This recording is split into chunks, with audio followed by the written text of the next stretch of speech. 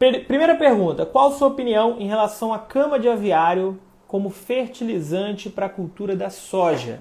Bom, a pergunta dele é a seguinte, qual é a opinião em relação à cama de aviário como fertilizante para a cultura da soja? A cama de aviário, independente se é para a cultura da soja ou não, é um dos melhores insumos orgânicos que a gente tem hoje disponível. Sim, cama de aviário junto com esterco de gado são um dos melhores. Mas eu vou focar aqui na cama de aviário. Por quê? A cama de aviário, além de ter uma quantidade boa de nitrogênio, ela também cede aí uma grande quantidade de matéria orgânica no final. Entende? Então, é um adubo, é um fertilizante, né? A gente pode até chamar de fertilizante por ser orgânico, é um fertilizante que ele tende a agregar muito ao solo. Dois pontos importantes. O primeiro é importante que essa cama de frango tenha sido bem trabalhada e que se coloque na quantidade correta.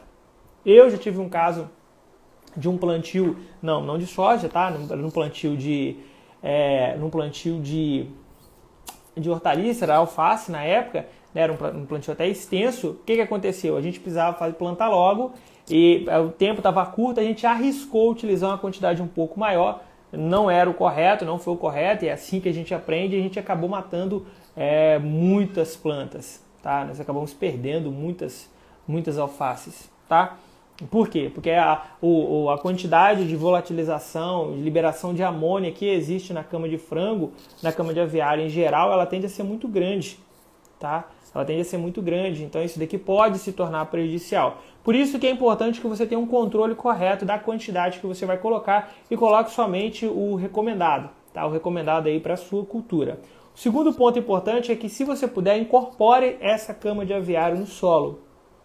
Quanto mais incorporado a cama de aviário for no solo, melhor vai ser a sua reatividade, tá? Melhor vai ser a sua reatividade. Então você pode ter aí, resultados bacanas. Agora, eu quero dar um outro enfoque importante sobre a cama de aviário, e eu queria utilizar também não só a cama de aviário, como o esterco de gado. Esterco de gado e cama de aviário, eles são dois insumos relativamente baratos se comparado com outros adubos orgânicos que a gente tem no mercado. Se a gente for falar nesses que são industrializados, por exemplo, eles são baratos. E o resultado da cama de frango e agora do esterco de gado também são fantásticos.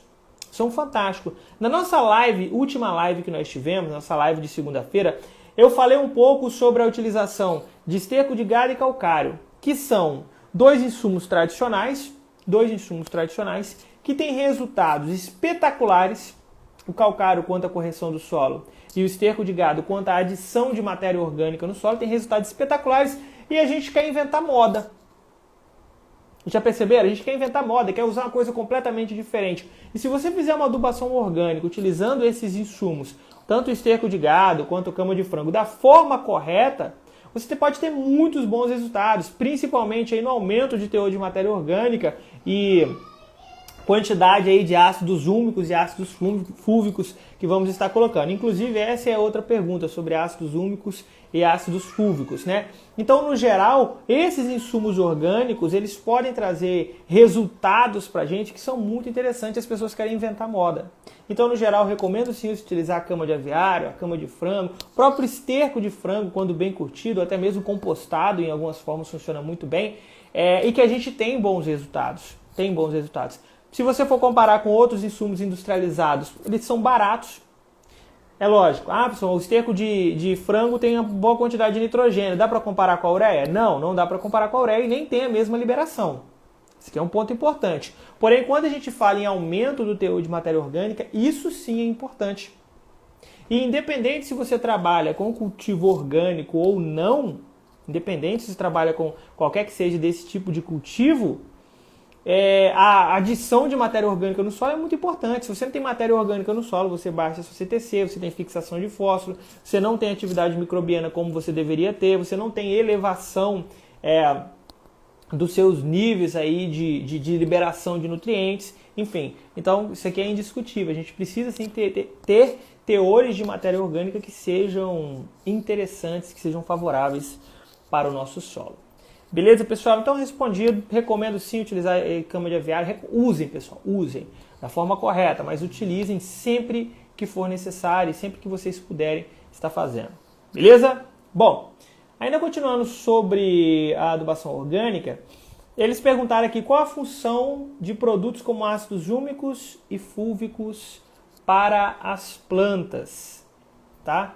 Antes disso, o colega perguntou assim, e a compostagem de restos vegetais seria tão bom quanto a cama ou pior? Olha, eu trabalhava numa instituição, até pouco tempo atrás, onde a gente dava tanto aula quanto a gente produzia, tá? A gente trabalhava com produção e também com aula, né, na escola agrícola, e a gente sempre produziu a própria compostagem, tá? Sempre produzimos a nossa própria compostagem. Tanto no sentido assim de utilização de restos de outras culturas vegetais, é lógico, sempre da forma correta, tá? Isso aqui é importante que vocês saibam que tem que ser feito da forma correta. E sempre tivemos muito bons resultados, muito bons resultados. É lógico que a compostagem ela tem que ser feita de forma correta.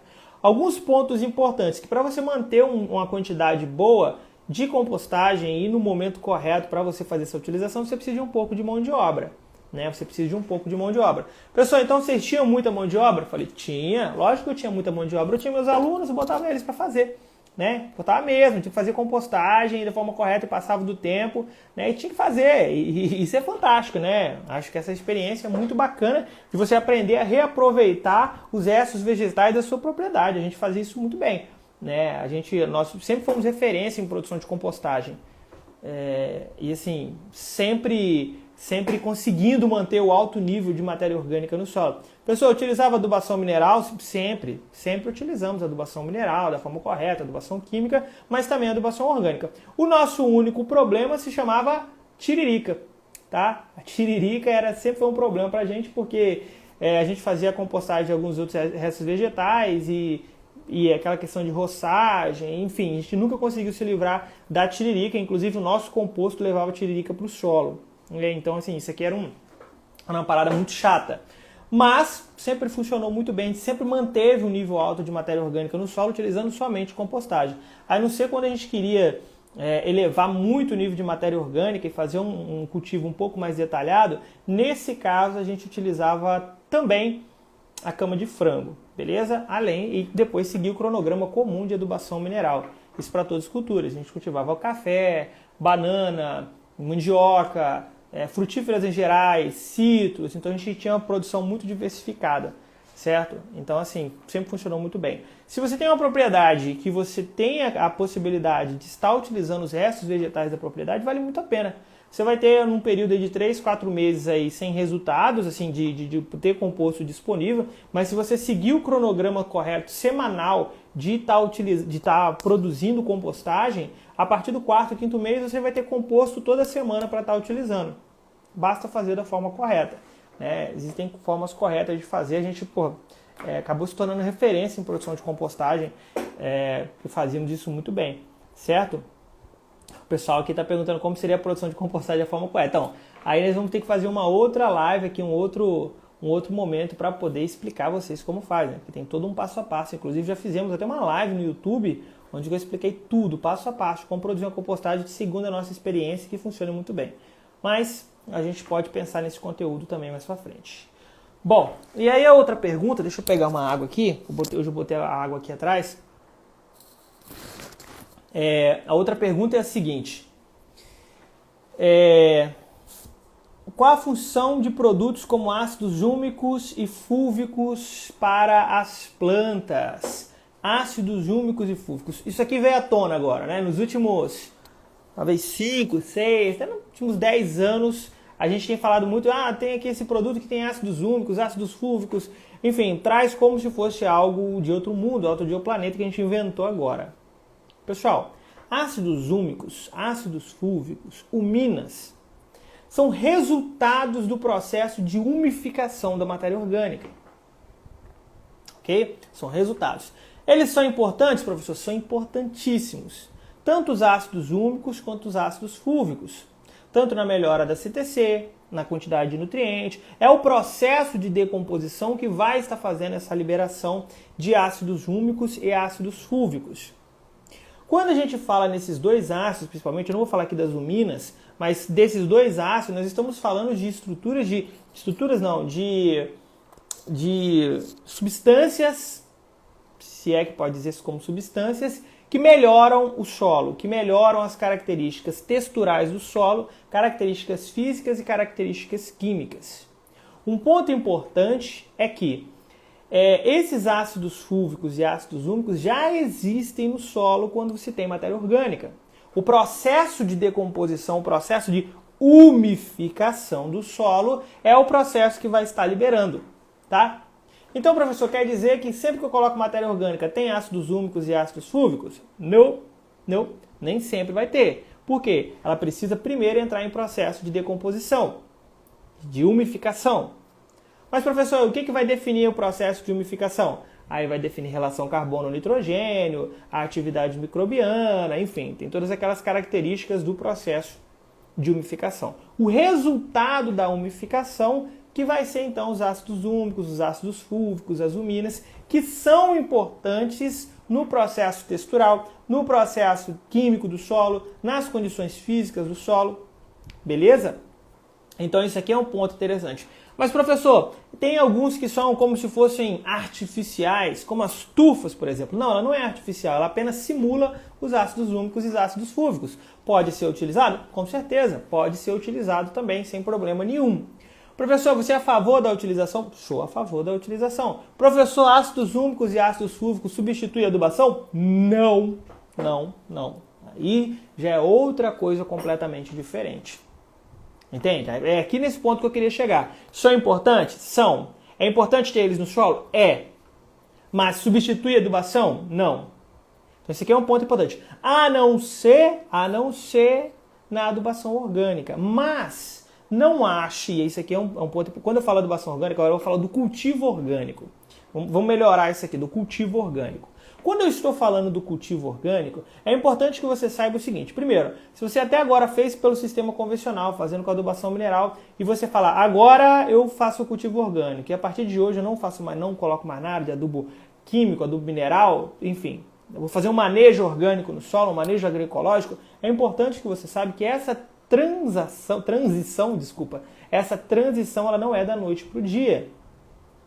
Você vai precisar primeiro criar uma reserva de nutriente no solo, melhorar a sua CTC, melhorar a sua saturação por base, isso tudo de forma orgânica. Quando você faz toda essa reserva, você tem essa adubação orgânica, agora você vai fazer um cronograma de adubação orgânica para que haja uma liberação gradual. Isso porque em uma adubação orgânica, só para que você saiba, o nitrogênio, 50% do nitrogênio que tinha ali na sua adubo orgânica, ele vai demorar quase um ano para ser liberado, e os outros com o passar do tempo. Então, ou seja, tem todo um processo de transição para que você se torne 100% orgânico e com sustentabilidade. Quando eu falo sustentabilidade, é de produção, ok? De produção. O cultivo orgânico, por si só, ele já é sustentável. Né? Então, assim, isso aqui é um ponto importante. Quando eu falo assim, somente os ácidos úmicos e fúlvicos podem resolver minha adubação, se você trabalha da forma convencional, assim dizendo, não resolve. Ele ajuda, ele contribui, ele ajuda a melhorar seu solo gradativamente. Se você tem condições de investir na adubação com ácidos úmicos e ácidos fúlvicos, você pode estar utilizando. Tá? O pessoal perguntou aqui da Leonardita, é uma ótima fonte de ácidos úmicos, tá? Você pode estar utilizando da forma correta, verifica com o fabricante, quantidades, enfim, não tem muito mistério. Mas lembra que isso é um complemento para que você melhore a questão orgânica do seu solo. Um ponto importante é que você tem que entender o seguinte, o seu solo sempre tem que ter quantidades interessantes de matéria orgânica. Professor, que quantidades seriam essas? Olha só, quando a gente pega uma análise química do solo, ela vai vir lá a quantidade de matéria orgânica. Bom, alguns laboratórios hoje não vem mais a quantidade de matéria orgânica, tá? Ponto importante, não vem mais a quantidade de matéria orgânica. Mas e se eu quiser? Aí você pede que eles vão te cobrar um precinho a mais e coloca lá a matéria orgânica. Pessoal, mas isso não é justo. Bom, aí já não é comigo, né? Então assim, você tem que pagar, alguns laboratórios já pedem para que você pague a parte dessa matéria orgânica. Ok. Quando ele vem lá aquela quantidade de matéria orgânica, aquilo não necessariamente significa a fertilidade orgânica do seu solo. Não significa. Na análise química, a gente coloca como se entre 2 a 3 DAG por decímetro cúbico fosse a quantidade aí média de matéria orgânica no solo. Mas tem uma questão muito importante, porque aqueles valores não significam muita coisa. Por quê? Porque a gente não sabe, em que fase de decomposição que aquela matéria orgânica está. Existe matéria orgânica no solo que ela pode estar no solo e não há liberação nenhuma, não há umificação, não há decomposição, ou seja, ela não está ali, só está ali. Ela não está fazendo nada ali. Entende? Isso pode acontecer. Às vezes demorar para fazer uma decomposição. Então, ou seja, o fato de ter matéria orgânica no solo não necessariamente diz que você tem uma boa fertilidade orgânica do solo. E essa fertilidade orgânica do solo é importante. Ah, mas eu trabalho no sistema convencional. Não tem problema. Não tem problema. Ela é importante também. Ela é importante para não fixação do fósforo, ela é importante para a liberação de nutrientes, atividade microbiana. Bom, já falamos sobre isso. Importante para a sua CTC em forma geral. Ok? Porém, não é o fato de que peguei minha análise química do solo, está 3 DAG por decímetro cúbico, está alto, 4. Calma. Quer dizer que tem uma matéria orgânica, mas você não sabe em que fase dessa matéria orgânica que ela está. Alguém até falou aqui, ó, fazer uma live sobre bioanálise de solo. Eu estou usando muito bioanálise de solo, porque é muito nova, a Embrapa está trazendo de forma muito interessante para a gente. Mas eu preciso de mais embasamento, tá, pessoal? Um pouco mais de prática. Eu não tenho prática ainda com bioanálise de solo. Na verdade, quase ninguém no Brasil tem prática com bioanálise de solo, mas que vai revolucionar, com certeza. Vai levar a gente para um outro jogo, tá? A gente vai jogar um outro jogo com a bioanálise de solo. É muito importante que vocês fiquem atentos. A própria Embrapa ainda está fazendo muito teste. Vocês já podem ir estudando por conta própria. Possivelmente, quem está aqui na faculdade de agronomia, possivelmente não vai ter quase nada de informação, por enquanto. Pouca gente sabe. Né? Então a gente precisa de mais resultados, mas está vindo, está chegando. Pode ser que os próximos aí para frente já tenham curso, mas assim que a gente tiver mais resultados, pessoal, com certeza nós vamos trazer para vocês, tá? Nós vamos trazer sim para vocês, pode ficar tranquilo que a gente vai trazer. Mas a bioanálise de solo, ela já nos daria um resultado um pouco mais concreto sobre esses teores de matéria orgânica, porque aí a gente saberia, por exemplo, reações enzimáticas no solo, que ajudam bastante. Né? Então, assim, a gente teria uma noção muito melhor de que em fase de decomposição que ela está. Então, isso aqui é um pouco importante. Mas, professor, o que eu faço, então? Bom, histórico da área, você saber que adubo que foi utilizado, qual a matéria orgânica, que faz, enfim. Tudo isso aqui é importante que você faça para poder saber. Alguém perguntou aqui, então não há necessidade de pedir a matéria orgânica? Olha, não é que não há necessidade, ela é importante para a gente ter uma noção, sabe? A gente tem uma noção, mas sempre com o pé atrás, sabe? Sempre com o pé atrás. Hoje eu não tenho pedido, né? Eu prefiro muito mais conversar com o produtor e verificar o histórico da área do que pedir esse teor de matéria orgânica, tá? Apesar de que, às vezes, um pouco com a prática, pessoal, vocês vão ver que os próprios teores dos outros nutrientes te indicam como que está a sua matéria orgânica no solo. Indicam e não quer dizer que é 100%. Tá? Vamos lá. Próxima pergunta. Qual é o princípio por trás de pôr menos calcário no sistema de plantio direto? Pessoal, o que acontece é o seguinte. O sistema de plantio direto, ele é um sistema de plantio que ele quase que torna um sistema natural de solo. A gente não revolve o solo, a gente aumenta muito o teor de matéria orgânica, aumenta muito a atividade microbiana. E acontece que no solo, os teores normais de solo, se a gente fosse pegar numa floresta, por exemplo, numa mata, ele se autorregula para as plantas. É um negócio muito interessante, que ele se autorregula para as plantas. A gente consegue manter um nível excelente de bases como cálcio, magnésio e potássio. E quando ele faz isso, eu tendo a diminuir a quantidade de hidrogênio. Mas, professor, não tem muita matéria orgânica? Olha só, tem boa matéria orgânica, mas é uma matéria orgânica que é feita e é produzida em recorrência. E não necessariamente de uma única só vez. É muito diferente de que quando você coloca uma grande quantidade de adubo orgânico de uma única só vez e aquilo ali pode acidificar o solo. Sim, pode acidificar porque vai haver liberação de amônia e amônio, né? Enfim, aquilo vai entrar no processo de nitrificação e vai liberar hidrogênio. Mas no sistema de plantio direto as coisas não acontecem dessa forma. Por quê? Porque a matéria orgânica que está sendo colocada no solo está sendo colocada aos poucos. aos poucos. E aos poucos vai fazendo essa decomposição, essa liberação. Acontece que a quantidade de bases que fica no solo, que permanece no solo, no sistema de plantio direto, quem são as bases? Cálcio, magnésio, potássio e sódio também, se você queira considerar, elas são tão altas que aquela pouca quantidade de hidrogênio que tem no solo não consegue acidificar tanto. Então, se você segue o sistema de plantio direto ao pé da letra, da forma correta, se você fez a correção do solo antes e entrou com o sistema de plantio direto, dificilmente o seu solo vai voltar a se tornar muito ácido. Ele vai acidificar aos poucos, mesmo porque a gente mantém. Não é o caso da soja, né? Da soja a gente praticamente não utiliza adubação nitrogenada, mas né, a gente tem ali as bactérias fixadoras, mas alguns projetos hoje já utilizam também adubação nitrogenada, enfim, não vamos entrar nesse critério agora, mas no geral a gente acaba acidificando um pouquinho, então por isso que ele tende a pedir pouca quantidade de calcário, mas se ele pedir uma quantidade maior, porque a saturação por bases ela tiver mais baixa, né, você errou alguma coisa, tá pessoal? Porque todos os experimentos feitos da forma correta, dificilmente ele acidifica muito o solo.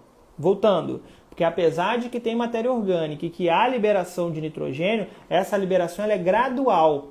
Então esse processo de nitrificação e liberação de hidrogênio ele também é feito de forma gradual. Entende? E no geral a gente tem um aumento de base, temos muito potássio, temos muito cálcio, temos muito magnésio, em alguns casos sódio bem pouco, mas tem também. Então essas bases são tão grandes, são tão fortes, são tão boa quantidade que o pouco hidrogênio que chega no solo ele não consegue acidificar. Então é como se ele se autocorrigisse, né? É um processo natural muito interessante do sistema de plantio direto, certo? Então é por isso que a gente consegue. Então aí com a pouca quantidade de calcário a gente consegue fazer essa correção, já pelo menos na camada superficial. Beleza? Respondido, né? Acho que é isso. Deixa eu tomar mais uma água aqui, porque... Vamos lá. Opa, passei errado. Qual a profundidade ideal para amostrar o solo na cultura da cana-de-açúcar? Pessoal, cana-de-açúcar, ela tem um sistema radicular muito profundo. Não sei se vocês sabem disso, mas ela tende a chegar a um sistema radicular muito profundo. Mas, principalmente no início aí do seu plantio, o seu sistema ele não deixa de ser nas camadas iniciais. Ok? Não deixa de ser nas camadas iniciais. Então, no início do seu plantio, você só precisa fazer de 0 a 20 e de 20 a 40 para que você verifique também a gessagem, se há necessidade. Durante um bom tempo, eu não sei qual é o tipo de cana que você está fazendo, mas, no geral, elas,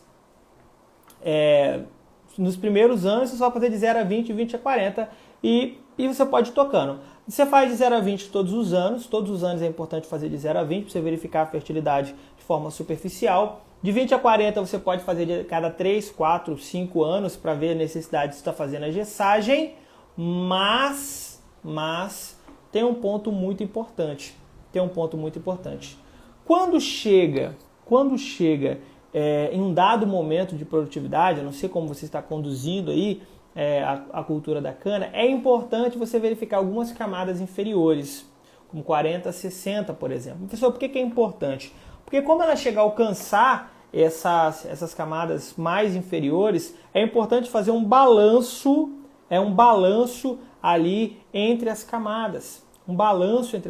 Para ver se realmente ela está muito fértil aqui em cima, médio e baixa fertilidade. Daqui a pouco você vai conseguindo. Para ver se você não há alguma coisa muito em desequilíbrio que você precise entrar com alguma ação mais rápida. A gente recomenda fazer isso. É lógico que é muito importante que você saiba fazer essa correlação entre as camadas superficiais, camadas inferiores e camadas muito inferiores. Tá? Mas no geral, o mais importante vai ser de 0 a 20. Professor, mas ela não tem camadas mais profundas? Tem, mas ela não deixa de ter a sua maior quantidade de raízes em absorção de nutrientes nas camadas superficiais, até chegando a 30, 40 centímetros, mas que você resolveria isso facilmente com a gessagem. Mesmo porque a sua adubação ela é feita de forma superficial. Né? Então isso aqui é algo que você tem que levar em consideração. Você não vai cavar ela lá com a cana com 5 anos lá, você está cavando ela lá no inferno para poder colocar os insumos lá embaixo. Não vai fazer isso. Ela é feita de forma superficial mas com uma boa quantidade de água. Então não muda muita coisa. A única coisa é que você precisa estar verificando aí os teores das outras camadas para fazer essa correlação. Beleza? Bom, quinta pergunta. Deixa eu ver aqui. Acredito que pensando em implantação e estudo das camadas inferiores deve acontecer antes do estabelecimento. Rodrigo, sim. O que a gente faz? Pelo menos de 0 a 20, 20 a 40 é essencial. 20 a 40 centímetros, principalmente, é essencial. Tá? Isso aqui não dá para começar um plantio de cana sem fazer essa correlação das camadas de 20 a 40 centímetros. Tá? As camadas muito inferiores, elas ainda não responderam tanto ao seu plantio. Elas ainda não têm essa resposta total, mesmo porque você não tem muito o que fazer agora. Tá? Você não tem muito o que fazer agora. Até que ela atinja essas camadas muito inferiores, ela vai ter um tempo. Né? Quando eu falo em muito inferiores, entendo lá 50, 60 centímetros, tá, pessoal? Estamos falando de muito inferiores mesmo. Né? Então, como ela ainda não atinge essas camadas e a gente não tem como fazer muita coisa, a gente não tem tanta necessidade de verificar as camadas muito inferiores. Agora, pelo menos 20 e 40 tem que ser feito, tá? Principalmente aí na cultura da cana e culturas que têm um sistema radicular mais profundo.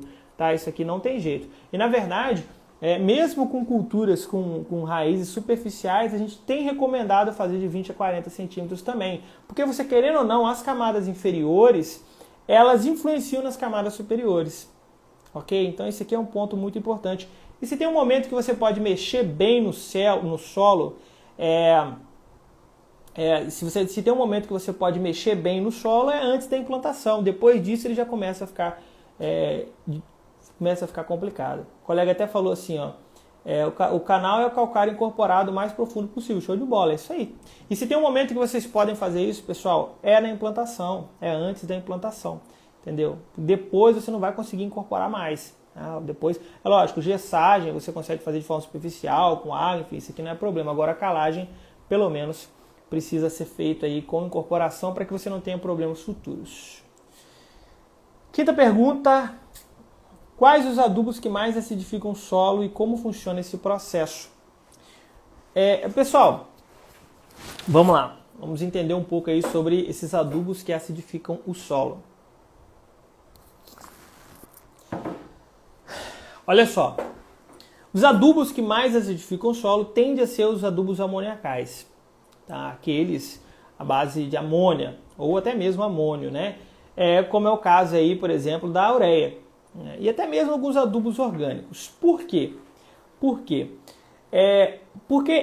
a amônia, quando chega no solo, ou até mesmo o amônio, tende a passar pelo processo de nitrificação, que é um processo em que ela sai da fase de NH3, que é amônia, ou NH4, que é amônio, tá?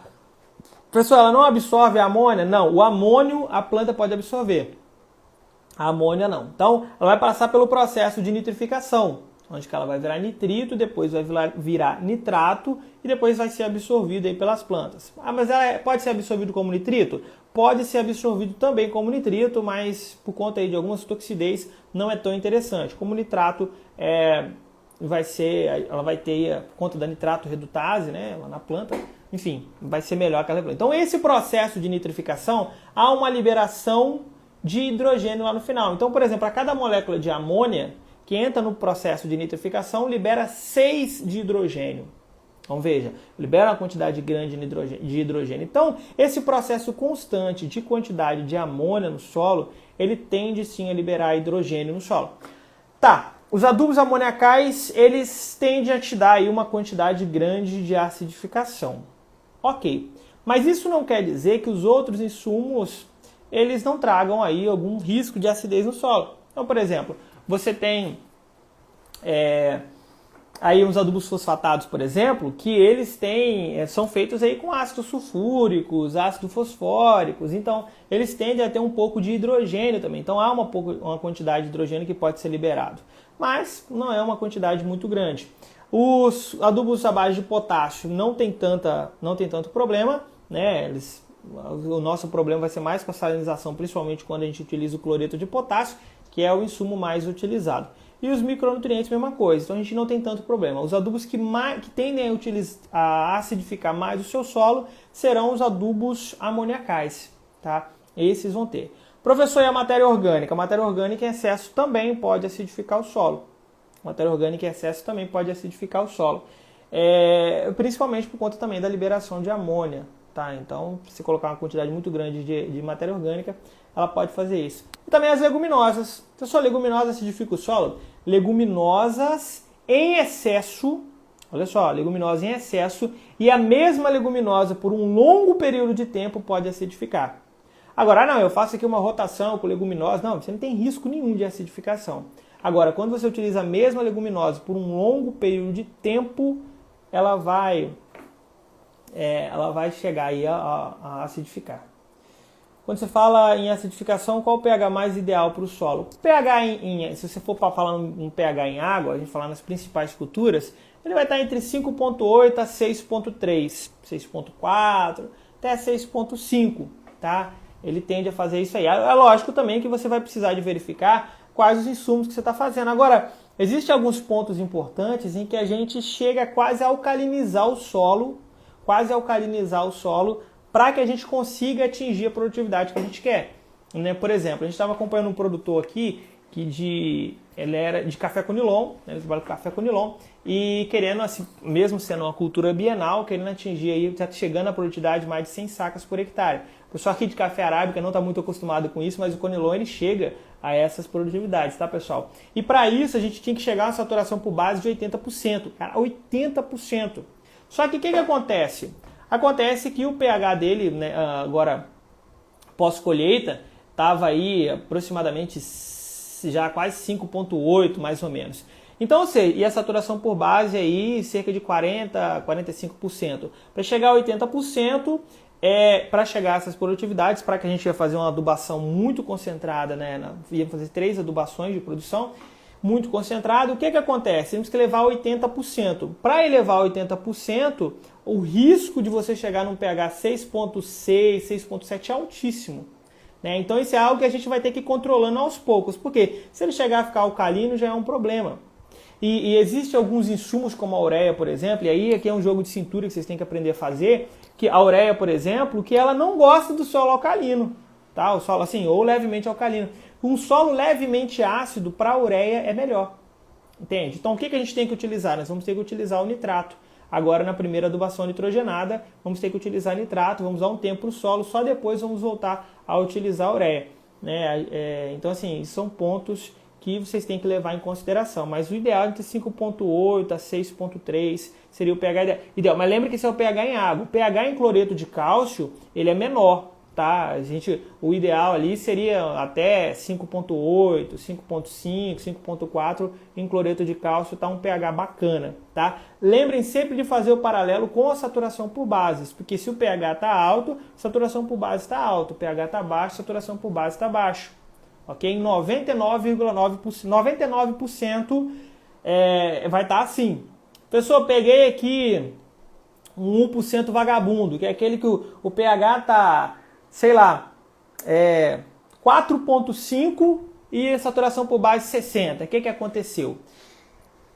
Agora, em 99% das chances de que há erro de laboratório. Mas existe sim um outro por cento vagabundo que pode sim ser ocasionado aqui por alguma interferência no solo, ok? Mas na maioria das vezes pode ser erro de laboratório. Então já refaça para você tirar essas dúvidas. Que aí, senão você quer. O que acontece? Isso aqui acontece até com frequência de pegar um pH baixo, uma saturação por base alta, e a pessoa quer ficar quebrando a cabeça para saber o que errou, o que está errado. Ou seja, aonde que eu tenho que mexer? Será que eu uso gesso aqui agora? Será que eu utilizo algum. Enfim. Sabe o que faz? Vai lá e faz uma nova análise de solo para tirar essa dúvida. Se realmente tiver assim, aí tudo bem, a gente vai tentar identificar o que pode estar interferindo. Mas no geral, a maior parte das vezes pode ser erro de laboratório, tá? Então olha o pH, mas olha também a saturação por bases.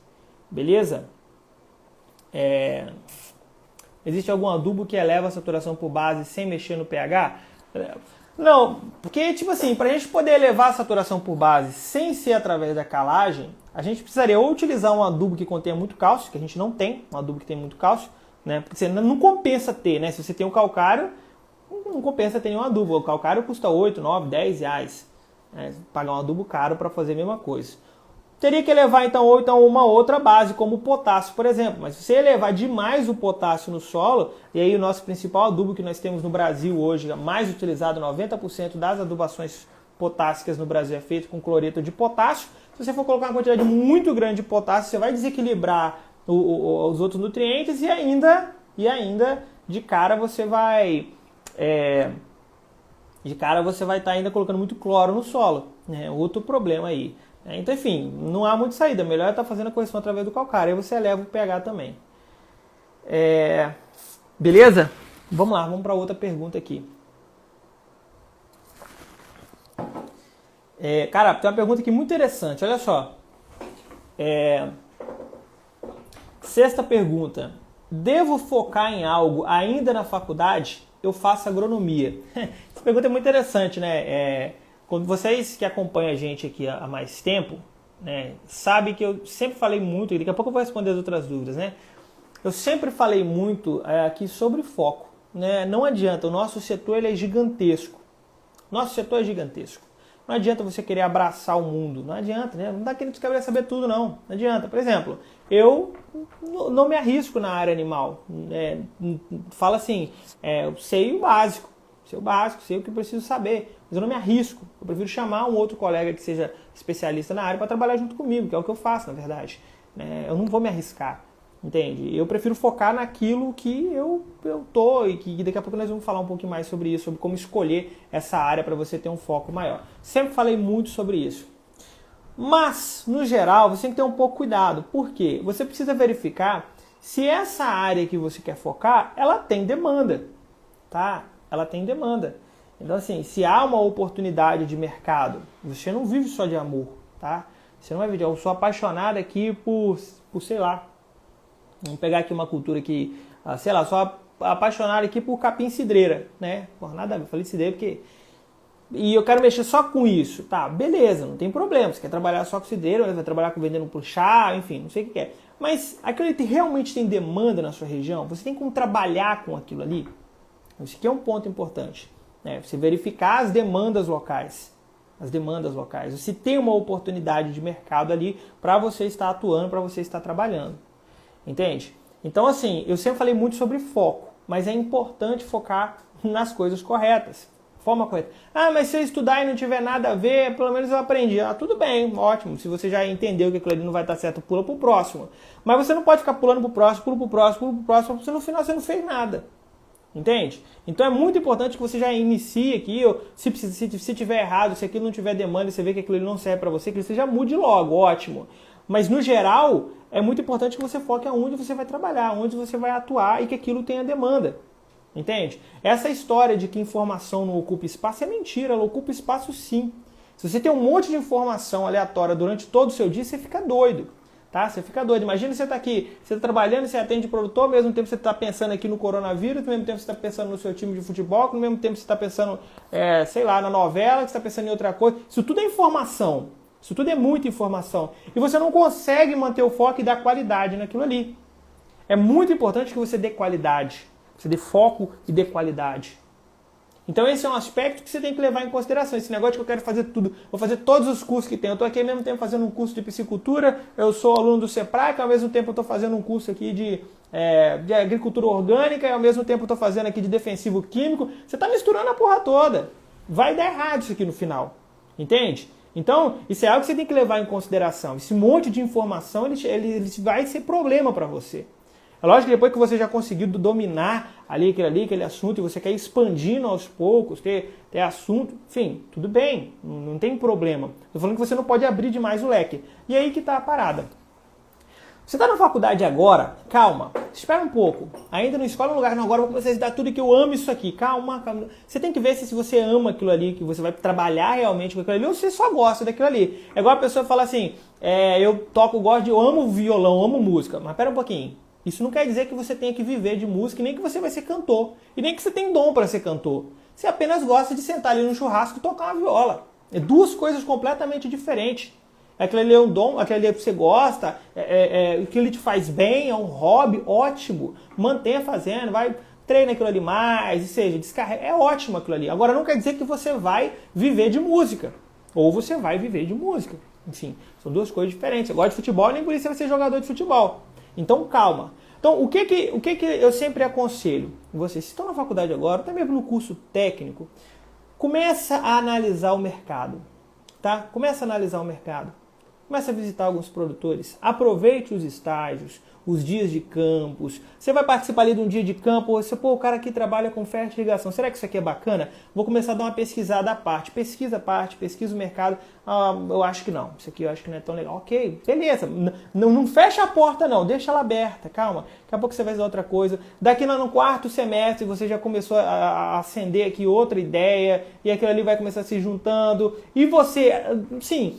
Sei lá, é difícil até falar em questões religiosas e tal, mas tem alguma coisa lá dentro que ele fala, ó, isso aqui eu acho que é o que você gosta, cara. É isso aqui. Você tende a atender um pouco para aquele lado, e é lógico que isso tem que ser muito racional também. Ao mesmo tempo que você tem que ouvir essa voz interior, você tem que ter muito racional, para ver se aquilo ali tem mercado. Se aquilo ali você consegue realmente trabalhar com aquilo ali, que ele tem demanda, que ele vai te ter retorno financeiro e retorno profissional.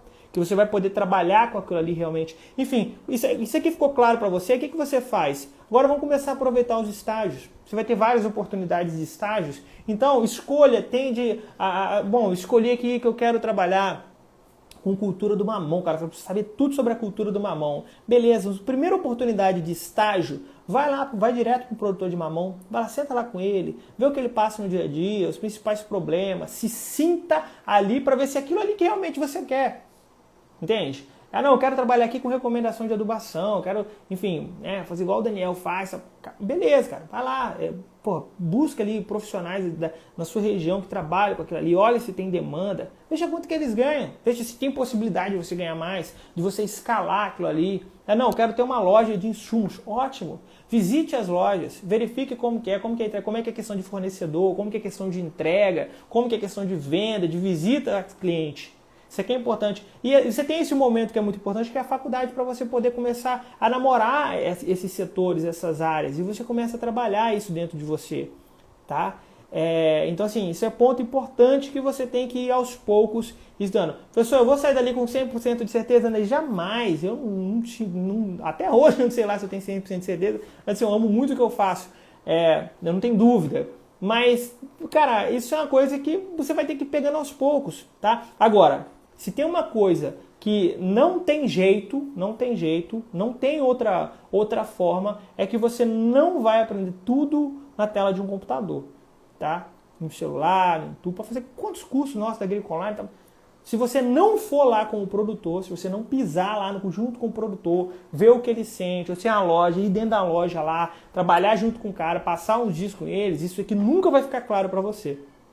Tá? Isso aqui nunca vai ficar claro para você. É muito importante passar por isso. É muito importante. Tá? É muito importante. E tem uma coisa que também é importante. Qualquer uma das áreas que você for seguir vai ter lado negativo. Né? Você não faz só coisas boas durante o dia. Eu acho que a maior parte fala assim, eu gosto muito de trabalhar com isso aqui. Mas você não sente prazer 100% das vezes que você está trabalhando com aquilo ali. Eu acho que a maior parte, mais de 50%, não é tão prazeroso.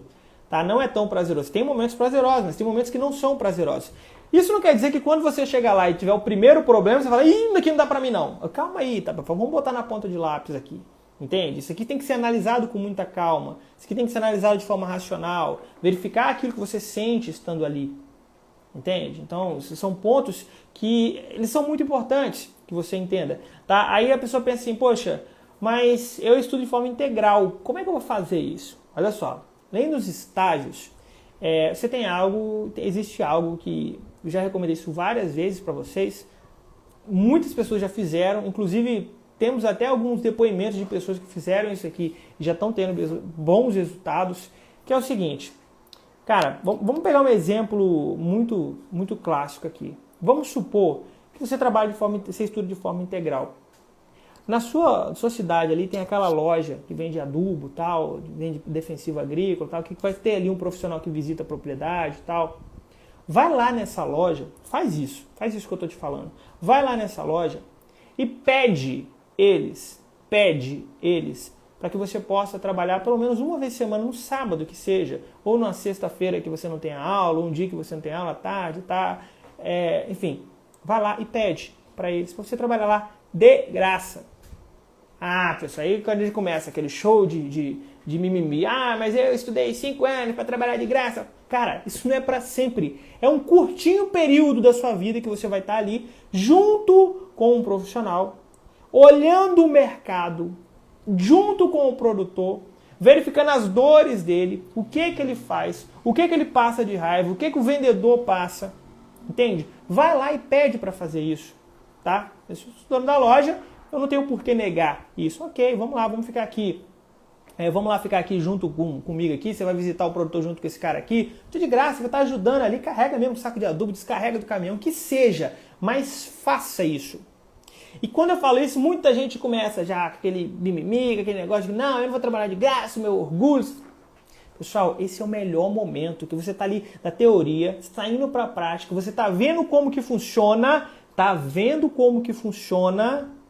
e ainda você consegue observar e verificar o que está de errado. E o nosso setor, ele avança dia após dia, ele avança muito. Você consegue enxergar até o que está errado ali dentro. Lógico que você não vai sair falando, isso aqui está errado. Não. Você está ali apenas para absorver, para observar e absorver conhecimento e prática.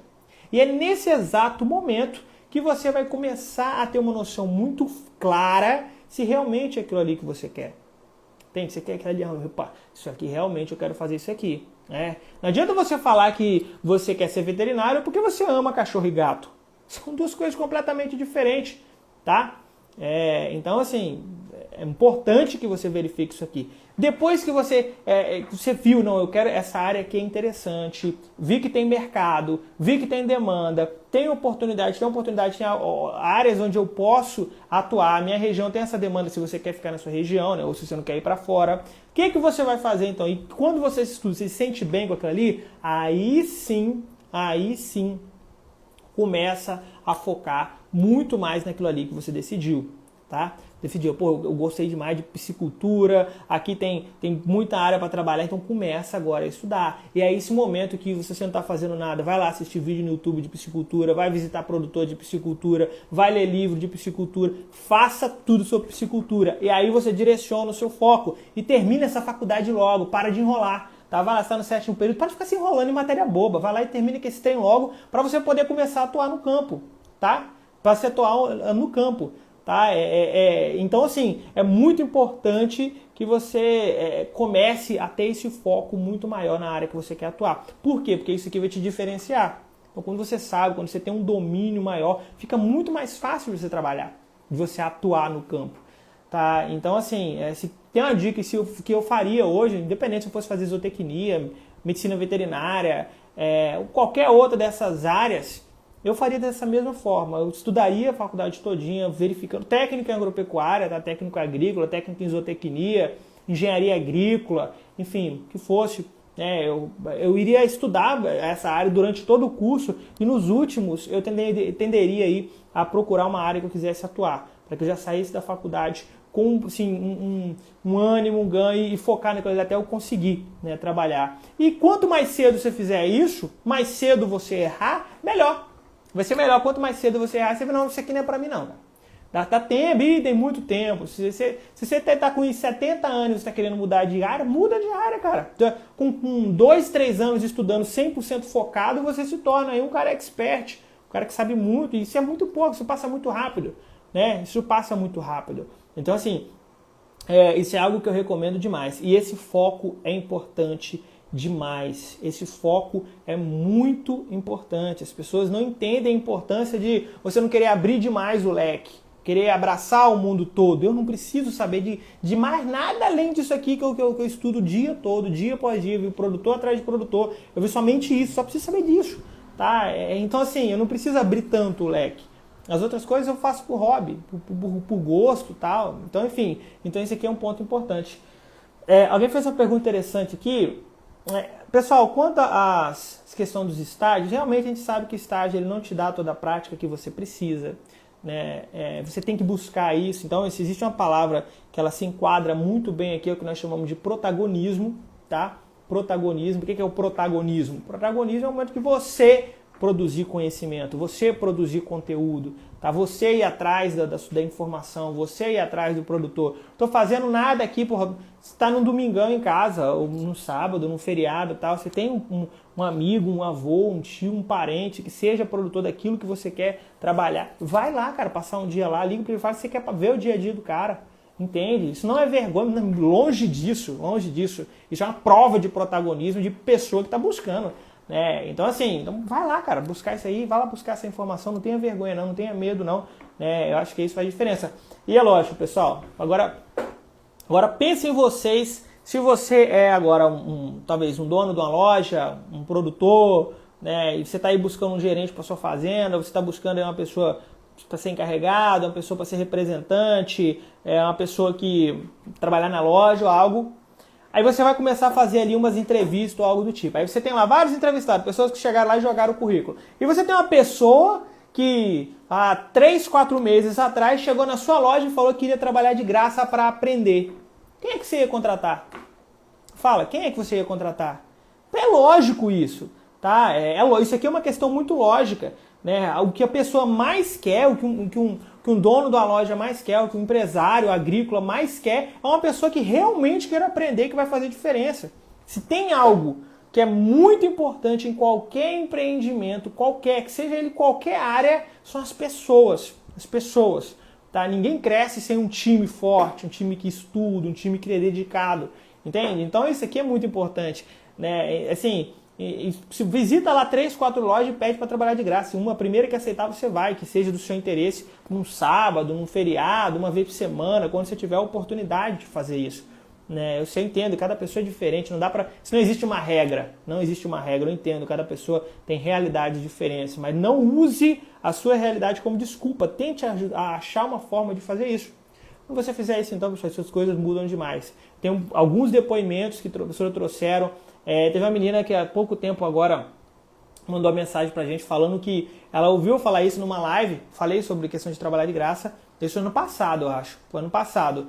E aí ela foi e foi numa cooperativa próxima lá, pediu para trabalhar de graça, eu acho que é sexta e sábado, o dia que ela não tinha aula, um negócio assim, ficava uma vez por semana. Isso era no último semestre da agronomia dela, isso aí. Quando deu o final do ano, não sei se foi numa cooperativa ou numa loja, enfim, não sei se eu estou confundindo os depoimentos, mas algo desse tipo. Final do ano, ela falou, eu terminei minha faculdade, beleza, agora eu vou seguir meu rumo. O cara falou, não, você não vai seguir seu rumo, não, você vai continuar aqui. Final do ano já contratou, está lá trabalhando, já começou a crescer na empresa, enfim. Cara, é isso, não tem jeito. Para qualquer pessoa que seja dono da empresa, não tem nada melhor do que alguém que falou que para você que quer trabalhar de graça porque quer aprender. Isso aqui é uma música para o ouvido do dono da empresa. Tá? Então, assim, isso aqui é algo que vocês têm que entender. Lógico, mas não dá para abrir demais, beleza? Não dá para abrir demais. Falar assim, abrir o leque. Eu vou estudar tudo agora, em todos os cursos aqui. Porra, a Agricoline abriu lá curso de soja, fazer um curso de soja, fazer um curso de pastagem, ao mesmo tempo vou fazer um curso de defensivos, de agricultura de precisão, que eu não vou falar muito aí, mas nós estamos aí, possivelmente esse ano, nós trouxemos aí um colega que ele é doutor em Viçosa, eu acho, e estamos trabalhando junto para trazer um curso de agricultura de precisão para vocês. Ele é doutor em agricultura de precisão, renomado, muito bacana o conteúdo, nós vamos trazer para você. Então assim, não adianta você querer fazer tudo, Você fazer, lógico, quero fazer de algumas culturas, quero me especializar junto com fertilidade do solo, mas eu quero fazer lá, tem uma empresa aqui na minha cidade que faz treinamento aqui para piscicultura, ok, vai lá e faça. Se essa é a sua vontade, vai lá e faça. Para todas as áreas ela vai ter demanda, vai depender se na sua região tem demanda para isso, entende? Então, esse aqui é um ponto importante. Beleza, pessoal? Bom, deixa eu agora responder as dúvidas de vocês, Eu acho que eu já falei demais. Deixa eu responder um pouco das dúvidas de vocês. Você tem alguma dica de defensivo que eu posso utilizar na minha cultura? Veja qual que é a sua cultura, vai dar, olha os defensivos que são registrados para a sua cultura e olha para qual que é a doença que está aí, cara. Tem mistério não. Mas na verdade, a primeira coisa, tipo assim, busca uma ajuda profissional, tá, pessoal? Essa questão de defensiva é algo muito importante. São importantes, todos os defensivos para a gente são muito importantes. A gente não haveria produção se não tivéssemos os defensivos, mas eles têm que ser utilizados de forma correta. Então, importante buscar a ajuda de um profissional, de um agrônomo, enfim. Eu faço engenharia agronômica e é isso aí que eu vou fazer. As oportunidades aqui no Maranhão são poucas. Ou talvez você ache que são poucas. Precisa abrir, mas é isso mesmo. Vai lá, busca lá, procura essas informações, procura com quem está no campo, né? Com quem está no dia a dia, que você vai ver que as oportunidades elas vão aparecer. Deixa eu ver aqui. Poxa, o Instagram já está me falando aqui que vamos ter que terminar daqui a pouco. Atualmente se vê os estagiários indo no produtor, mas não com intenção de ensiná-lo e não em obter... Não obter informação. Muito não gosta do princípio de ser contrariado. Exatamente, pessoal. Isso é uma questão. Cara, e para quem tá aprendendo, cara, para quem tá começando, a melhor coisa é aprende, absorva e filtra. Você não tem que discutir e debater com ninguém, né? A maior perda de tempo que você faz na sua vida é debater com alguém, porque você nunca vai mudar a opinião de ninguém. Isso aqui vocês já viram, isso aqui, ó, em religião, política, qualquer coisa desses negócios que você fica debatendo, já percebeu que ninguém muda de opinião? Então você não tem por que debater com ninguém sobre nada, ficar discutindo. Não, pode dar a sua opinião. Agora não ficar discutindo. E com o produtor é a mesma coisa. Você acha que o produtor quer ser contrariado, pessoal? Não, calma aí, vamos conversar. Absorve ali o conhecimento e tenta entender. Pessoal, falta apenas 30 segundos.